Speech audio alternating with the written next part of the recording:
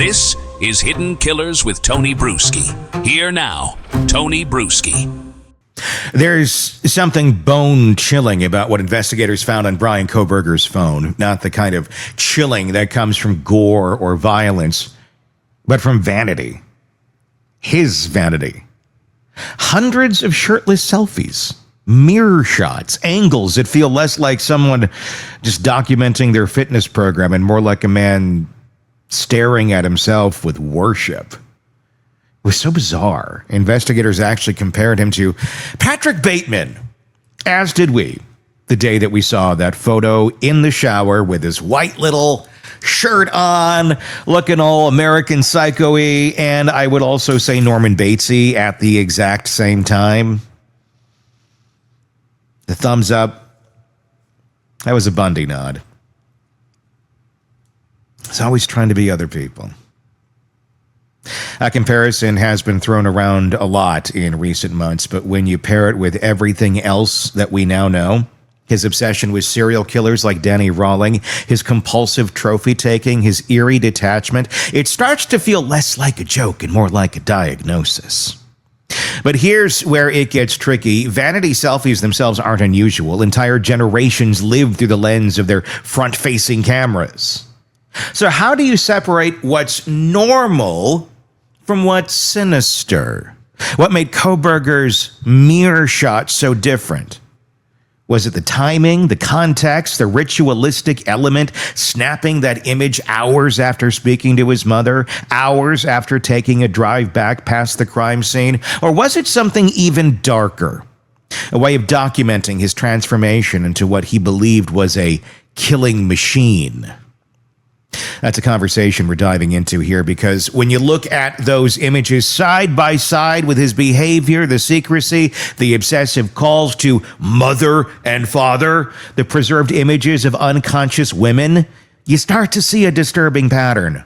A man who didn't just take selfies, but staged moments for himself. A man who may have treated each photo as a trophy, a private monument to whatever he had just done. And it raises the uncomfortable question, were these just pictures, or were they markers of ritual? Were they snapshots of vanity or snapshots of escalation? That's where I begin with former FBI Special Agent Jennifer Coffindaffer, because the difference between just selfie and evidence of pathology is razor thin. But in Kohberger's case, the line may have already been crossed. Let's get into it. I think the reason he studied all of these killers, and there were many, although he emphasized certainly Rowland's, I think did 2 downloads of them, one about a week after, I think it was the 19th, and the other one, I think the 22nd or so of December. It makes so much sense to me. This is a guy who studied other people, who wanted to be good at his trade. I don't think it was so much of a gorish situation or looking at the deeds of others. It was trying to learn from the mistakes they made. How did they get caught? How did they do everything? Look, Rollins used a K-bar knife, and look at the knife of choice for him. So I thought it was more of a educational download of experience of what he wanted to be good at. I want to ask you this because I found this kind of interesting when we started hearing about, he took these selfies of himself in the mirror, vanity type shots. What's the difference? And I know there's a difference, but what would you say is the difference between Bryan Kohberger taking vanity shots and, I don't know, every female human being in the United States of certain ages that also takes vanity shots of themselves, probably far more than Bryan Kohberger ever took.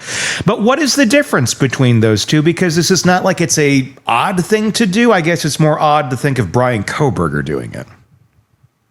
Yeah, that's a good point. Look, that generation in their 20s, that is what they do. They constantly, I don't care whether they're watching TV, whether they're eating, whether they're at the beach, they are doing selfies nonstop. It's the weirdest thing, but it's definitely that generation. And so from that standpoint, it's sort of expected.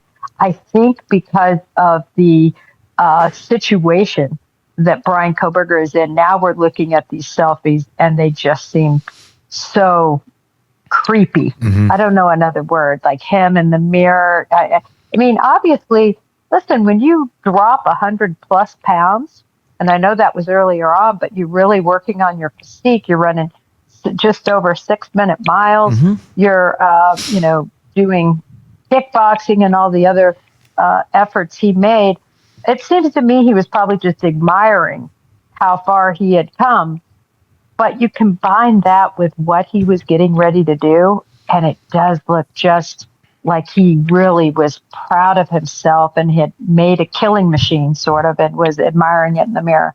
What made me wonder a little bit about this was the one vanity shot that we all heard about early on, the one that we saw, the mirror selfie, the one that I said right away, that looks like Patrick Bateman from American Psycho. And now they're going back going, oh, he was mirroring Patrick Bateman from American Psycho. Oh, yeah. And Psycho too, with just being in a shower scene. You have that, and the timing of it is the most disturbing because we know what he had just done hours before. He had also just been on the phone with mom and dad, or mainly mom, talking about God knows what. And then he takes the selfie and then goes and starts driving back to the scene on the phone with mom. I'm wondering about the other selfies and the timing of them. And I'm wondering what else he was up to in the moments prior to taking those selfies. Does that make you wonder a little bit? Yeah, it does make me wonder, was he out prowling? Can they show that any connection between the times he did the drive-bys and the surveillance and so forth? Is there any timing matchup with those selfies? Also, I bet it was really a treasure trove to see what all he erased, purchasing that software and really wiping so clean that even the FBI couldn't find so much afterwards or celebrate. I wish we could see what all he got rid of, because I believe he got rid of the most incriminating information. What we're seeing is what he didn't think would get him in trouble. Yeah. And that's what I wonder about, specifically that if we had, the vehicle data on where he was traveling, what he was doing, not that it's extremely matters so much anymore, but I do wonder if there had been any other crimes committed or just him breaking into homes that nobody knew about, because there was a lot of suspicion about that and moving things around, if that was kind of a ritualistic thing. I mean, the guy does kind of seem to have a ritualistic way of doing everything in his life. I would guess that maybe taking those selfies were part of the ritual. Do the thing, go take your little trophy of how strong you are after you did this and how good you think you look, and then, rinse and repeat. I really wonder about that. Yeah, I think that now we know, obviously, that selfie is so telling, the one in the shower. That's why it makes sense to jump to those possible conclusions, right? Because he did that. So if he did that in that instance, was he doing it in other instances, maybe with other sorts of crime, even voyeurism? Yeah. Things along that line. What was he doing to commemorate something that could remind him and trigger him, like a trophy, a picture he took as a trophy? So I think that makes a lot of sense that he certainly could have been doing that. What does it tell you about the preserved women's images that are also on his phone? He didn't share them. We don't even know exactly what they were, as far as I understand yet. I'm assuming they were just screenshots taken off the internet. I don't know that they were secretly taken. That would make it even creepier, but I doubt that's how it went. Is there any element to Bryan Kohberger that's normal? I mean, I don't store random women's images on my phone, but I know guys of that age, who would. That's just how some guys are. Does that make it really weird, or is it like, well, that's just, I guess somewhat normal for a 20-some-year-old man that they have pictures of scantily clad women on their phone? Well, my understanding is some of those pictures involve women scantily clad that are sleeping, that are drunk, that are not moving, that are... That's a little weird. Yeah, that's not normal. Vulnerable. Yeah. And like you said, really, how many people keep strangers' pictures? I think some men do, probably more actual nudes. Yeah. But my understanding, and the reason I think it's particularly weird is because they were unconscious. Yeah. And that's always been the connect with him, right? And it's so Bundy-like, it's so Rawlings-like, because they they were definitely into total control, and really Dahmer, while we're at it. Yeah. Totally controlling a human sexually and in every way, really.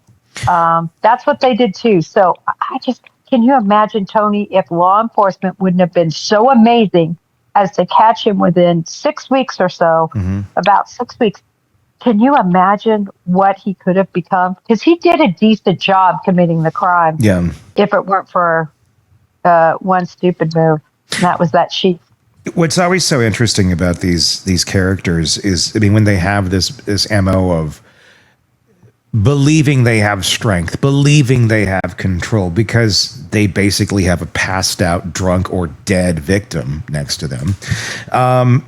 I mean, that's just a sign of utter weakness. If the only way you're going to have any sort of interaction with a member of the opposite sex or whoever you're attracted to is when they're drunk or passed out or dead, that's not strength. That's as weak as it gets. That's the only way that you're feeling anything here is when they're helpless and they have zero agency of their own. I always find that interesting. I mean, that's more psychological on the end of this, but it's fascinating how they twist that in their mind as a believed sense of control. Well, that's because you're so normal, Tony, that you see it as such an oxymoron. But these people see it as total dominance. They were able to kill somebody.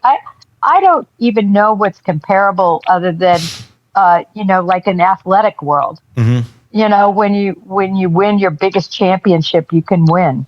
Or something like that adrenaline rush, sure, where you feel like you've conquered something you never thought you could. And that's what I think that feeling has to be. And again, this is from everything we've read, everything I've studied, everything we've learned, interviews and so on. I mean, that's what it's like. It's like this euphoric state of conquering. What stands out most from this part of the conversation isn't the selfies themselves, it's the context. Kohberger took these images in a vacuum, never shared them, never posted them, just kept them like relics.